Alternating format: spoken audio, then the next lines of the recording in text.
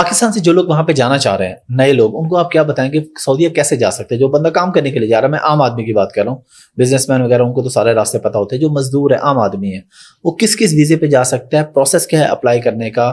کس طریقے سے اسے جاب وغیرہ سعودیہ میں مل سکتی ہے؟ جاب وہ یہیں پر بیٹھے بیٹھے کوئی ڈھونڈ کے جائے تو زیادہ اچھا ہے, اگر اس کے پاس کوئی اسکل ہے. ٹھیک ہے, تو آن لائن ہے, سعودی عربیہ پورا آن لائن ہوا ہے, پیپر لیس ہوا ہے تقریباً سعودی عربیہ, ہر چیز آن لائن ہوتی ہے.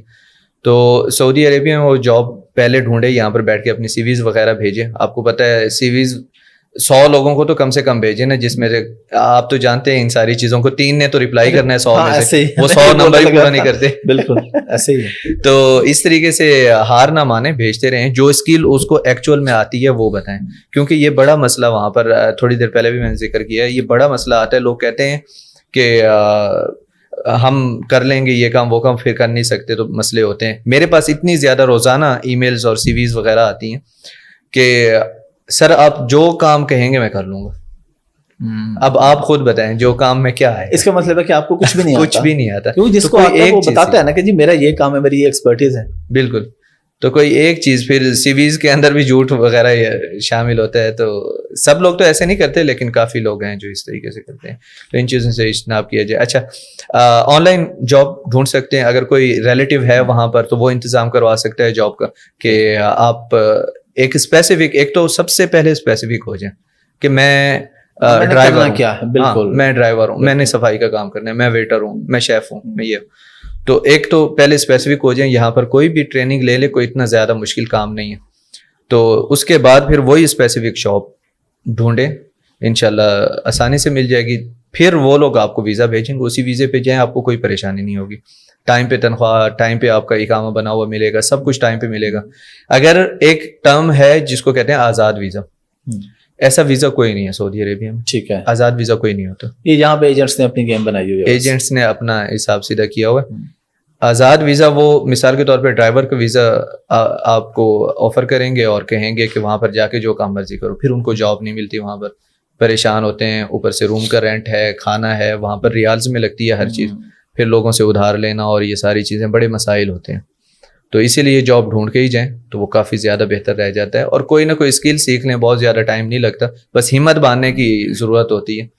اور انشاءاللہ بزنس اگر کوئی کرنا چاہ رہا ہے سعودیہ میں تو وہ کیا بزنس کرے؟ کون سا بزنس سب سے اچھا ہے, یا کیا پروسیس ہے بزنس اسٹارٹ کرنے کا سعودیہ میں؟ سعودی عربیہ میں 3 طرح کے انویسٹمنٹ لائسنس ہوتے ہیں. ایک انڈسٹریل ہوتا ہے, دوسرا سروس بیسڈ ہوتا ہے, اور تیسرا ہے آپ کا ٹریڈ بیسڈ. ٹھیک ہے, جو ٹریڈ بیسڈ ہے, اگر 100% فارنر باہر کی کمپنی ہو, جو ابھی تک ایک سسٹم چل رہا ہے, حالانکہ جنوری میں اس میں کافی رد و بدل چیزیں آ رہی ہیں, تو وہ انشاءاللہ پھر میں اناؤنس کروں گا ان کے اوپر, کافی چیزیں نہیں آئی ہیں. تو جو ٹریڈ بیسڈ ہے نا, وہ 30 ملین ہونا چاہیے آپ کے پاس ریال. ہاں, کیپٹل. یہ ٹریڈ ہے. ٹھیک ہے, اس سے نکل گیا.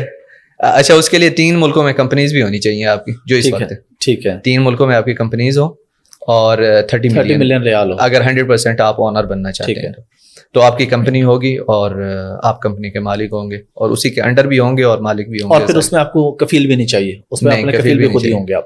2 کیٹیگریز باقی رہ گئی, انڈسٹریل اور سروس. جو میرے پاس ہے وہ سروس بیسڈ ہے, اس میں کوئی کیپٹل شو کروانے کی ضرورت نہیں ہے آپ کو. آپ جائیں, آپ کا سروس میں جو بھی چیز آتی ہے, مثال کے طور پہ لانڈری ہے, ریسٹورینٹ ہے, کار ورک شاپ ہے, اس طرح کی جو بھی ایک سروس آپ آفر کر رہے ہیں. آپ کپڑے سیتے ہیں, زیارات کروانے کے لیے گاڑی آفر کر رہے ہیں, تو یہ سب سروس میں آتا ہے. تو اس پہ کیپٹل نہیں ہے, آپ خود کمپنی کے مالک ہوں گے اور کمپنی کے انڈر بھی ہوں گے. جیسے میری کمپنی ہے, میں CEO ہوں اپنی کمپنی کا, اور میری کمپنی کے نیچے میرے پاس ایک ورک شاپ ہے, ایک ریسٹورینٹ ہے, اور میری ایجنسی ہے وہاں والی جو سوشل میڈیا وغیرہ اور ان چیزوں کو ہینڈل کرتی ہے, پروموشنز وغیرہ, اور ویسے بھی ڈیجیٹل مارکیٹنگ وغیرہ ہینڈل کرتی ہے. تو وہ کمپنی ہے میری وہاں پر. یہ ساری چیزیں سروس کے انڈر آ رہی ہیں. انڈسٹریل آپ کو سمجھ گئے ہوں گے کہ کوئی بھی فیکٹری آپ نے لگانی ہے, بہت ہی ہیوج انویسٹمنٹ چلی جاتی ہے, لیکن اس کے لیے بہت زیادہ بڑی انویسٹمنٹ نہیں, اس کے لیے اپروول بس چاہیے ہوتی ہے. کہ باقی ان کو پتہ ہے کہ اس نے انویسٹمنٹ کرنی ہے, جس نے انڈسٹری لگانی ہے وہ تو ہیوج انویسٹمنٹ کرنی ہے نا اس کے اندر, تو پھر اس نے تو یہ چیز